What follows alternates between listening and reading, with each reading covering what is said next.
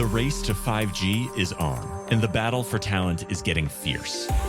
Welcome to 5G Talent Talk with Carrie Charles, a podcast dedicated to helping you face the future workforce head on. Navigate this challenging talent landscape with innovative strategies to attract, retain, and engage people in this new world of work. Only here on 5G Talent Talk with Carrie Charles, CEO of Broadstaff Talent Solutions. Hi, I'm Carrie Charles, and welcome to 5G Talent Talk. I am super excited to have with me today a special guest, Carrie Goetz. Carrie is the principal and CTO of Strategicom. She personifies nearly 40 years of global experience designing, running, and auditing data centers, IT departments, and intelligent buildings. She's an international keynote speaker, and she's published in 69 countries in over 250 publications. She also holds an honorary doctorate in mission critical operations and a second degree master infrastructure Mason with over 40 certifications. She's on the WIMCO National Education Committee and a longtime participant of 7x24 Exchange, AFCOM, and Data Center Institute Board of Advisors, Mission Critical Advisory Board, Women in Data Centers, CNET Technical Curriculum Advisory Board, Vice Chairwoman and Liaison for STEM for AATCU, and a member of BIS, is that BIXI? BIXI, yep. BIXI, yes, and CTO for Joint Force Solutions. She champions STEM education through outreach projects, and she has an incredible podcast that you all should listen to. We'll hear about that a little bit later. She fosters women in tech. Strategicom is founded with a charter, this is cool, to assure that 50% of employees are women, and 50% of all partner referrals will go to women or diversely owned enterprises. She also holds one telecommunications patent. She was recently named in the top 10 most influential women in technology in 2020 by Analytics Insight, Network Computing Inspiration Awards finalist 2020, and CompTIA Women in Leadership Spotlight finalist. Carrie, thank you so much for being on the show today. Absolutely. Thanks for having me. Yes. So I am excited for everyone to hear about your journey. How did you get from where you were to where you are now? So yeah, I've just always been one of these people that's not really scared, right? I love tech. I love that things change. I love trying new things. I love learning new things. And so, yeah, it was kind of a progression. I started out in architecture, and then I started teaching computer-aided engineering in at junior college. And as CAD started coming along, I started writing programs for CAD, and then I learned a couple other programming languages. And then they had a project to tie together some of the campuses, and that's when networking was in its infancy. You know, we were just getting away from SneakerNet and running things around on floppy drives. And because I wasn't scared that a computer would chew my arm off up to the elbow, they asked if I would take that on, so I did. And so then I started doing some consulting and ended up starting some networking divisions at a couple consulting firms. And then I ran some IT departments for a while, and then, you know, consulting again. And then I worked for a manufacturer, and then I worked for a distributor, and now I own my own company. But yeah, it's been kind of crazy. I'm one of those few people that's done literally everything in tech. A lot of people sort of pick one path and stick with it, and I've done all of them. Wow, that's great. And that's what makes you an expert. You can really relate to every single woman and person in tech, really. I want to talk a little bit about the current state of women in tech, maybe some statistics. I mean, where are we right now? So women in tech, we definitely have a ways to go. We have a ways to go really diversely, period. Although women are like half the population, but 67% of women don't just leave their job, they leave tech entirely, which I think is deplorable. And so there's been lots of reasons cited for that. Some is harassment, some they just don't feel well. For years, we've done really a bad job in tech of using tech to solve some of those problems. So normally, if somebody has to drop out in a relationship and become a caregiver, it's usually the woman because she makes less money. And just, society-wise, women tend to be the caregivers probably more often than not. But we really have a ways to go in embracing that. And there's a lot of problems too. If you look at job hunting, for instance, 85% of jobs are filled through networking. Well, who do we network with? We network with the guys we play golf with, all that kind of stuff. And we've got to the point where these applicant tracking systems, you have to tick a little box, and you could find all kinds of stuff on the internet about how to trick those systems and get to an interview.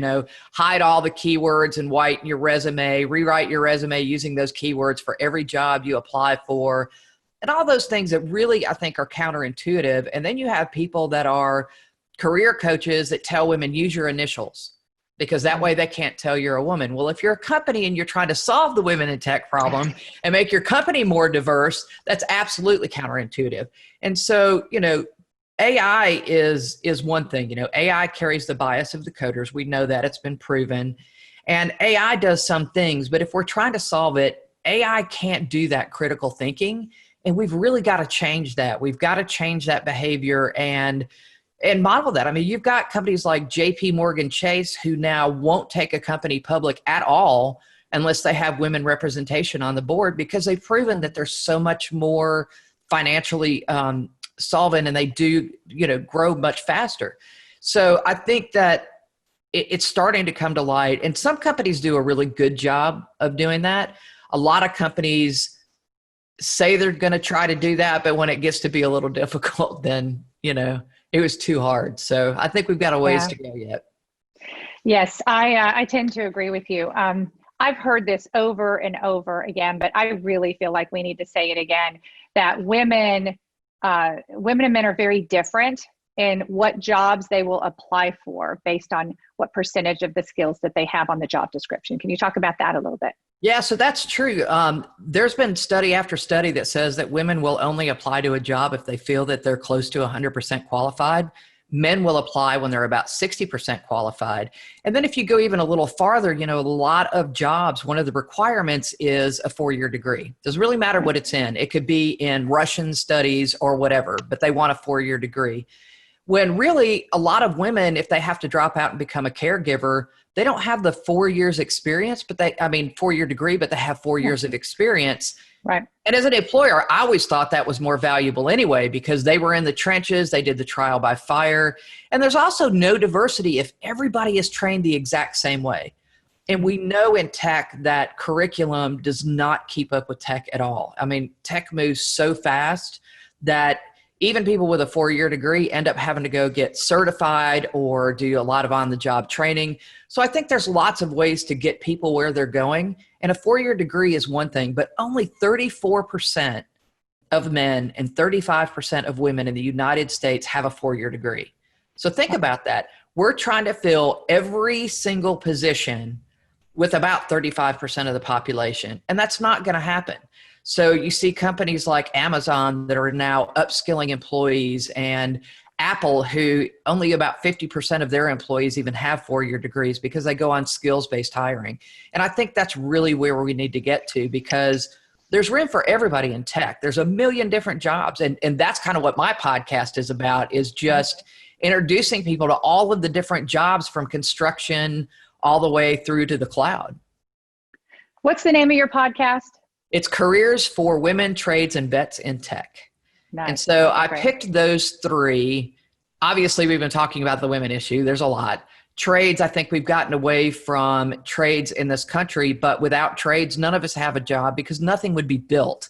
So, there's room for everybody. And a lot of the trade schools, I think, really prepare people for that base of getting a good job. And in some cases, even more. Like, you can go in New York, an apprentice for an electrician. You get out of the apprenticeship and you're making 6 figures a year and you have 0 college debt.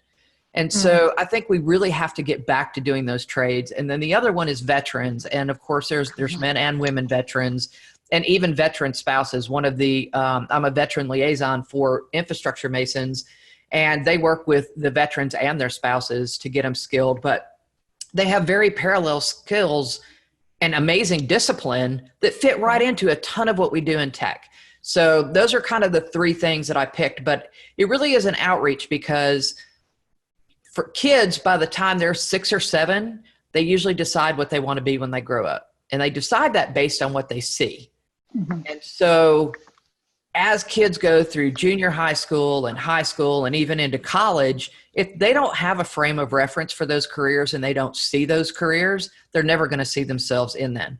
And if they don't see themselves represented in the board of a company, we know now that a lot of these Gen Z, Gen Xers won't even apply to those jobs because they don't see themselves in the top positions, and that's where they want to go. You know, you're so right. And I seem to fit into every category you just mentioned. So I don't have a 4-year college degree. And I truly believe in education. I'm self-educated. I have many certifications. I've got an enormous amount of experience. But I believe with my heart and soul that we need to shift this mindset that a 4-year degree is required for every job. I'm also a veteran as well, and in the Marine Corps. For your service. And thank you. And you know, you're so right. The skills, they translate so well to tech and to telecom and so many of these skill sets that we're talking about right now. So there's many opportunities. I believe there's people out there. Okay, the people are there. So what's broken that these people are not getting into? The women, the vets, the minorities, the diversity? What's broken that these people are not getting into these companies to move the needle? Well, I think part of it is tech has always been kind of behind the scenes. People treat it like lights, right? When you flip a switch, it's there, and people just know the technology exists. I think there's a misnomer that you have to write code to be in tech, and I think that a lot of people, that's sort of intimidating, or that you have to be good at math to be in tech, when honestly, that couldn't be farther from the truth. I mean, the data center industry by itself, and even 5G, when you start talking about broadband communications, you've got guys that build, or people that build towers, you've got all of the backhaul communications, you've got cable plant, you've got electricians, you've got all the equipment, there's a million things that you can do. So I think we need to do a better job of making those skills available. We also need to make sure that, I think, trade schools or 2-year junior colleges are certainly a big part of that equation. And even in college, the curriculum has to really encompass what the industry has. And I think it's on us, all of us, to really push that message forward to the next generation, because if they don't see those jobs, they don't know those jobs exist. And I wrote this article called The Great Talent Suck, and it talks about how the big data center cities, that's where the curriculum is, because that's where the job demand is. But with edge compute and 5G and the digital divide, those jobs are literally going to be in every little small town, rural healthcare, precision agriculture. They have a tractor now that's like a Roomba that will go out and weed your fields for you. You don't even have to sit in it. So, all of these things are getting to be part of this equation, and these jobs are really going to be everywhere. And I think we just have to make them more accessible, and we have to change HR's policies. I'll give you a good example. So one of the girls that I mentor had a CRM skill in Oracle. She'd done a lot in Oracle, and they wanted a different CRM package. And she never got past the HR person because she couldn't tick that one box. Now, one CRM package is so similar to another CRM package, they'll all tell you different, but they all do the same stuff, right? And so she never got past that because she couldn't tick the box. Because a lot of these HR people are not technical recruiters. They don't understand the technology, and somebody in technology really needs to be able to fill and fit and find those parallel skills. Like I said, some companies do a great job of that. The girl that runs the safety programs for Google came out of the mining industry. Some brilliant person decided, what a great parallel skill to look at safety people. Like, mining is a very hazardous area, and if you can control safety there, you can control safety in the construction side of a data center. And she's an amazing person too, by the way. But yeah, we have to start not thinking outside the box. We have to think in a different box, I think. Right. Yeah, no, I agree with you. And with AI, with automation, with everyone moving toward becoming more efficient, this concerns me what you just said about the recruiting process in companies, because companies receive thousands and thousands and thousands of resumes, right?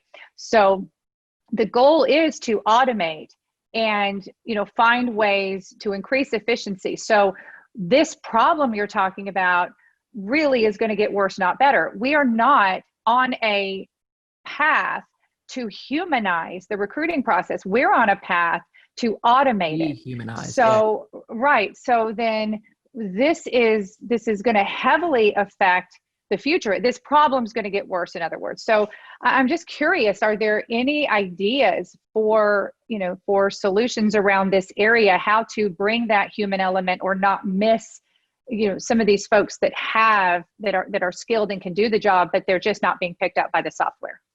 Yeah, I think one, it takes somebody to literally start reading resumes again. Even if and I think we have to redefine keywords, right? We can't be looking for the exact keywords in a job description. The word infrastructure is a good example, right? If we look for somebody with infrastructure experience, that could be networking infrastructure, it could be physical infrastructure, it could be power and cooling. It means something different to everybody that uses that word. And so I think we have to do a much better job of looking for skills that can be applicable and understanding. Even if you have somebody with the exact skills from another company, they're probably not going to do it the way you want anyway. You're probably still going to have to train them. And so I think we have to start reaching across the aisle. I think we have to do more work with junior college programs and college programs and making sure that curriculum is providing the skills that we need for people. But we just really have to get past this letting a machine do everything for us. And we have to reinvent the way these applicant tracking systems are working, because it's clearly not working now, clearly not working. Right. No, I agree. All these people that are, remote work is another big thing. Nobody wanted to allow anybody to work remotely. Well, we've proven that could work, right? So, and I think a lot of companies are going to want people to come back, certainly because it's just, the way their company operates. Because we're paying rent, maybe? Because we're paying rent. Yeah. Right. Yeah, that could have something to do with it. But yeah, I mean, I think that the work landscape is going to change. I think even the way college kids are learning now, I don't think that college kids are going to demand a classroom experience all the time. And I think that college kids now, especially this younger generation, are not going to want to learn stuff that's not applicable to what they're doing, right? I think the whole learning process is going to change. So I think we're really sort of in a digital shift right here. And, I really think that it takes having sponsors and even cultivators and to make these things happen. So, just to be able to get some of those people in the industry. And before we move to sponsors and mentors, because I really want to talk to you about this, and you have so much expertise here, I want to talk a little bit more about the trades. I just think that this is a big answer. Oh, it's a huge answer. A huge answer. And, the trades traditionally have not been cool. There's not, parents don't raise their children, encouraging them to go into the trades. And many times they'll say, look where you don't want to end up like Jimmy. Look at him over here. Poor Jimmy. Poor Jimmy. So, and I'm not blaming or saying that it's, that it's anyone's particular responsibility. But it is. And I do believe that education is important. I mean, what do we do here? How do we make it cool? The trades, cool again, and support the trades. What are some solutions here? I have this hashtag, hire the person, not the paper. Ooh. And I really think that that's important. I like that. Because, well, if you think about it, somebody that graduates medical school with all D's is still called doctor, right? That doesn't mean he's the best. And the same thing happens, not everybody learns the same way. Some people don't learn really well in a college environment. Some people are horrible at taking a test. but they're amazing with hands-on stuff, or they like solving puzzles, which is great for a coder. And so, 2 years of something that is applicable to what you want to do is amazing. And I think really with the 2-year curriculum, you're getting out of school with a lot less debt. And one thing that really sort of the backlash from this is that right now in IT, the average person stays on the job 18 months. Wow. That's horrible, right? That is horrible. Because it costs at least $100,000 every time you churn an employee. And so we have to get to the point where, one, we're not saddling kids coming into the workplace with so much debt that there is no loyalty. Because after you've worked someplace for a year or two, you're worth a lot more in the marketplace. And companies give a 3% token raise. So really you're incentivizing your people to leave. And, 100%. I agree with you. It's not just money. There's a lot of things involved. So like when I was consulting, when I started out, that's where a lot of these certifications came from, because you needed them for this contract or this whatever. And so you go and you get the certification, and then everybody was happy. And then after you get 3 or 4 of those certifications, you're worth about 20 grand more a year in the workplace. Okay. But your company gives you just a little bit. So it's an easy way to go. So they leave. Well, the same thing's happening with these kids that have $100,000 worth of college debt. First off, nobody should be encouraging them to take out debt they can't repay. That's horrible. That's a bad practice for later in life. But if they have that debt and another company offers them that extra 10 grand, they boing out of there so fast, it's crazy. And so I think we have to look at not just how we pay our people, and I think we should advertise pay scales for a job. Absolutely. And so that takes away the male-female thing, right? Everybody gets paid equally. We know what the pay is, what that range is, and it's on that scale. And that takes away a whole lot of that, I have to really negotiate my worth with this company, because we already know what that is.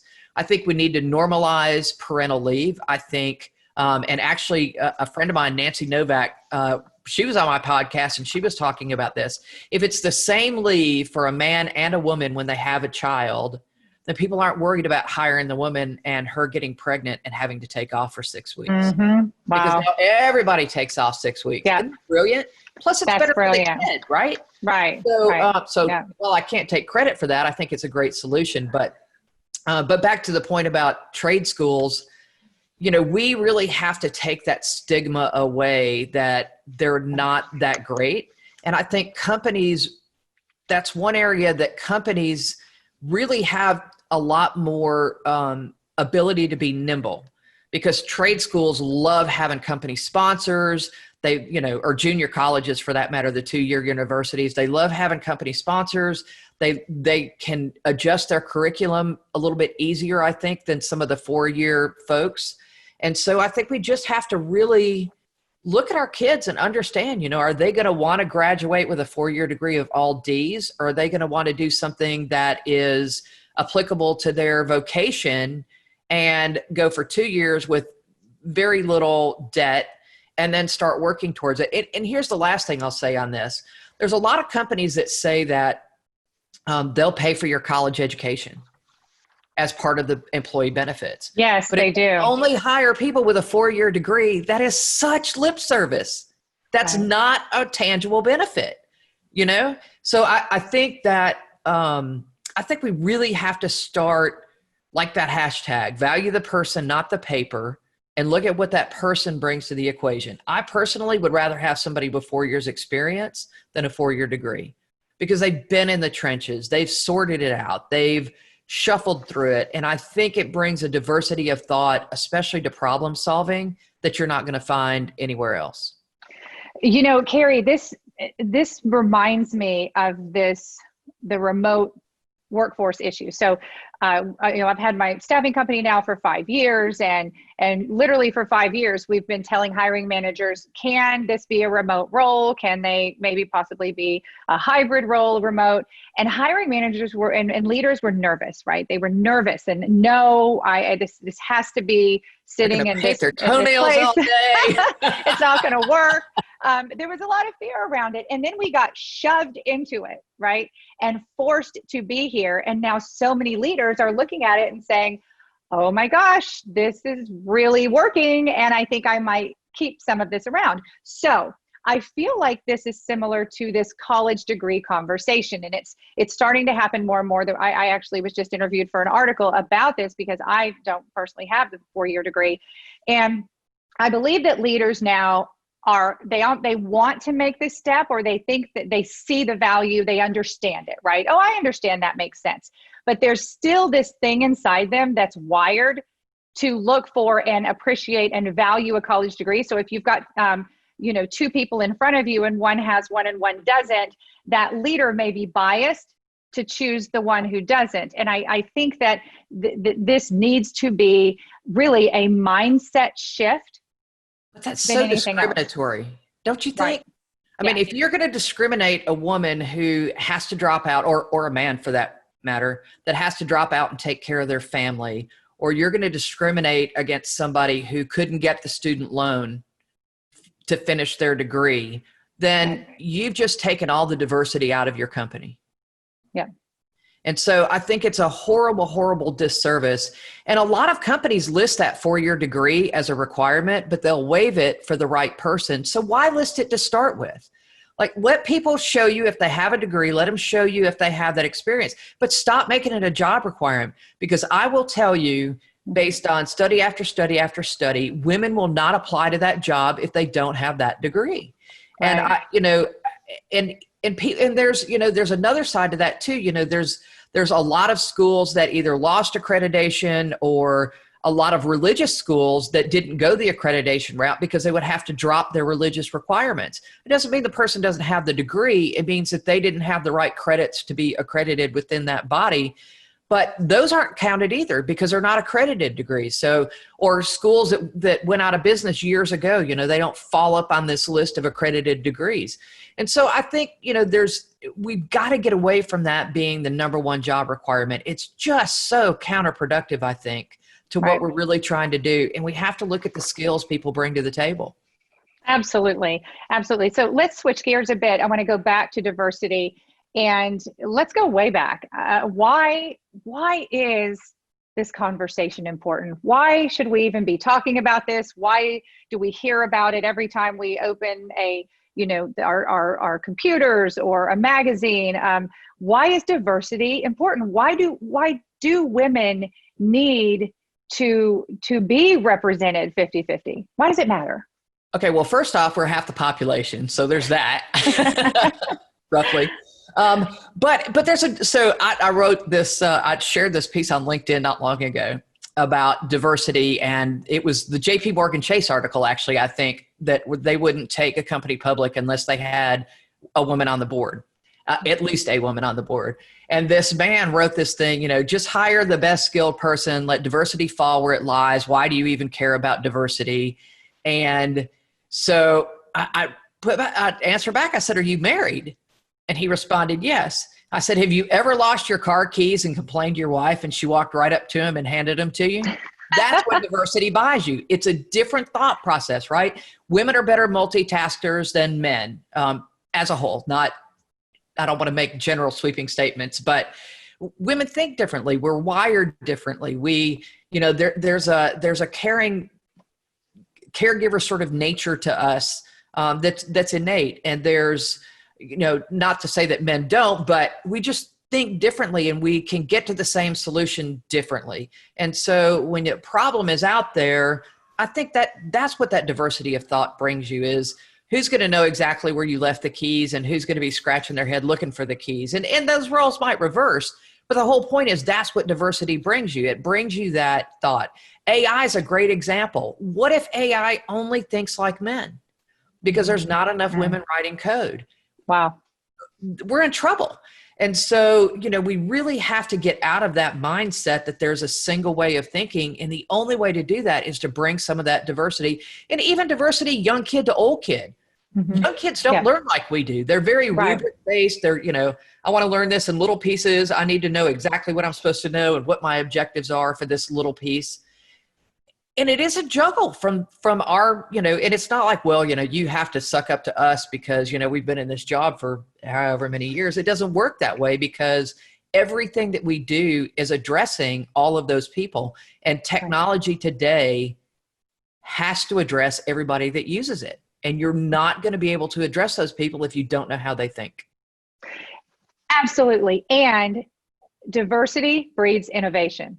Absolutely. Diversity of thought breeds innovation. So if companies want to innovate, if companies want to get ahead, they're going to be smart and they're going to really be a champion for diversity. 100%. 100%. Let's talk about sponsorship and mentorship. I'm really excited about this topic with you. I think that, I've been hearing more and more about this than ever before. In fact, I have a keynote and then I'm on a webinar. It's all based on mentorship, and I'm going to another event where I'm speaking on mentorship. So this is becoming a hot topic, which I'm excited about. There's an article I read that you wrote that be a sponsor, not just a mentor. And I want to know, in your opinion, what's the difference between a sponsor and a mentor? So a mentor is somebody that's going to help you on your career, help you figure out work ethics, things that you do, for your job, for your career.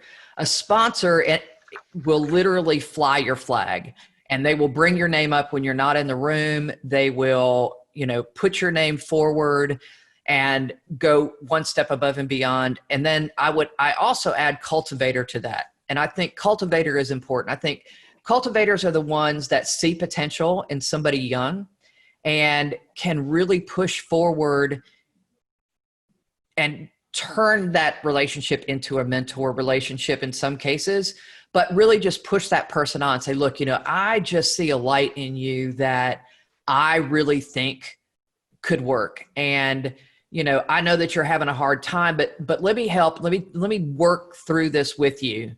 And then you become a mentor, and then you become their sponsor. But it's really just doing that grassroots, reaching up and, sort of pulling them up and start to cultivate them as talent. And I think you have to do that at a very young age. I'll give you a good example. So one of the ladies that I know in work, there was a girl that did a temporary internship with them. And of course, the role got eliminated thanks to this stupid virus. But she literally reached out to her entire network of women and say, look, this girl is amazing. She's not in tech. She's in accounting. She doesn't like accounting. And so what can we do to help her? She can't afford to go back to school. She's lost her scholarship. And so, college isn't an avenue. What can we do to help her? So to me, that's absolutely a cultivator. That is seeing that light, that this is an amazing young woman, reaching out, seeing what people can do to help her out, and then growing that into something where, she's now on a path with a lot of women looking after her. And it's that whole sort of, it takes a village thing really, to get her to that level. And then all of these women that are working with her, at some point, we all mentor her a little bit, but at some point, somebody's going to be a sponsor, raise their hand and say, you need to talk to this girl. Right. This is not really what you're looking at. You need to talk to this girl. And if we go back to that 85% of all jobs are filled through networking, that's where sponsorship becomes important. Somebody that can say, hey, you really need to consider this person. So now we take the machine out of the equation and we say, look, this person is dynamite. We've got to find a place for this person. Right. Right. So smart. In fact, in our company, the majority of our roles are also filled through networking and people that we know. So that's we are a cultivator for every one of our candidates. So tell me, let's look at this from the viewpoint of a mentor and the viewpoint of a mentee. And let's take leaders, for example. If there's leaders listening to this show and they're thinking, do I need to start a mentorship program in my company? Do I need to assign mentors? Like, what's the first step or the first few steps in order for leaders to make this happen in their companies? So a program is good, right? It's nice to have it as an official program. It shows your employees that you're taking the initiative to grow what they're doing. And I've got different mentees through different organizations. Some of them have a very, very formal process and you need to follow this, and this. Although I will say more often than not, it goes way off that chart, which is a good thing. But I think having that formal program really shows your employees that you're taking an interest in where they're going in the company. it's a two-way street though, right? So everybody that I have ever mentored, I learned just as much from them, if not more than they learned from me, because I learned different ways of thought and, the different ways people think and that kind of stuff, which I think is equally important, but it has to be a comfortable relationship. And I was keynoting at a WIMCO event in Dallas, and this man stood up and said, "Why would I want a mentee that's a female right now with the Me Too movement going on?" And I thought, wow, how shallow is that? Like, have your meetings at a restaurant. What are you saying to your mentees that you're not worried about that, right? So, so I do think, it's a matter of matching the right people. And I think that mentees will challenge mentors and mentors should challenge mentees. And it doesn't mean that they have to be, if you're a woman in tech, it doesn't mean you have to have a female mentor. You could have a male mentor. It could be whatever arrangement works. It could be somebody from a completely different department that's just helping you navigate company structure. Because, a lot of these big companies can be very political, and sometimes that's a difficult environment, especially for people that don't like drama. Yep. Sometimes it's nice just to have that sounding board, right? But I do think, whether it's formal or not, if you're trying to navigate your way through things, there's a million places you can reach out and find a mentor. You can do it through professional organizations. You can do it on LinkedIn as far as that goes. You can do it through church. You can do it through, family members and people that you know. So there's a lot of ways to make that happen. But mentors are not mind readers either. And as a mentee, you have to really be able to articulate some things, and then out of that conversations come, and that'll lead to other things and other things and other things. Right. Well said. I want to close with this. And you said something earlier that there's many companies out there that want to hire more women, but when it gets, and I'm reading your words that you wrote, when it gets a bit difficult, they cave and they go back to the same old. And I want to really drive this point home, because leaders have a comfort zone, and they also have a lot of pressure to hire. Okay. A lot. And it's hard. It's hard to be a champion for diversity and maintain diversity. What are some solutions here? How do we support leaders to get out of their comfort zone and keep going even when it's hard, to make sure that they are committed to diversity? That they do the right thing. That they do the right thing. So I think it's a few things. First off, it has to start at the top. If you really want to attract women and diverse people, you have to do things like be willing to pay a relocation fee, be able to let folks work remotely, be able to let a woman work from home when her kid is sick. And, even if it's like you said, a hybrid role, we have to be able to use tech to its advantage to allow some of those things to happen organically. We also have to start surrounding ourselves with people that are outside of our comfort zone. And so when we talk about these networking conversations, we have to be more active, say, for instance, in a community that surrounds what we do, that has men and women at the table, and we have to listen. We have to make sure that all voices are heard and that the women at the table are heard. I had a guy that worked for me one time that would never say anything in a staff meeting because he was hard of hearing. And so he was very conscious about his speech. Great employee, loved the guy, one of the best coders on the planet. And so I said, look, just start giving me your questions and I'll ask them for you, because that's how you're going to be heard. And I need you to be heard because your input's valuable. And so we have to start making some of those conversations happen. And if you're at a local networking event, seek out the women in the room. What are you doing? Because there is so much that's parallel that can really work. But, as humans, we as a whole don't like to get outside of our comfort zone anyway. But yeah, I think it has to really start top down, and it's got to be not lip service. It's got to be, somebody's going to have to pull some applications and figure out, if we really want to hire 50% women or whatever that is, somebody's going to have to look and make sure they're women. And I know there's people that say that's reverse discrimination, but that's the only way to solve this problem. We're not going to solve it by the status quo. We're not going to solve it by hiring the same people all the time. And we're not going to solve it by machines trying to tick boxes in keynote fields because, there's too many things that are parallel. And like I said, some human is going to have to think that through to figure out what those relationships are. Great leaders get out of their comfort zone and they take a stand. Yeah. Mm-hmm. And the best leaders surround themselves with brilliant people and challenge them and give them the support to do what they want and sit back and watch them shine. People will amaze you if you give them that opportunity. Well said. Carrie, thank you. I can't thank you enough for coming on the show. Where can we reach you? Oh, so you can go to strategicom.com. Just go to Google. You're all over. Yeah, go to everywhere. Google. You can Google me. I'm all over the place. You can go to LinkedIn. I'm always happy to connect on LinkedIn. It's right. Carrie Goetz, which is Goetz. It's spelled a little funny. Strategicom is out there. strategitcom.com. You can reach me there. But yeah, I'm accessible. I'm around.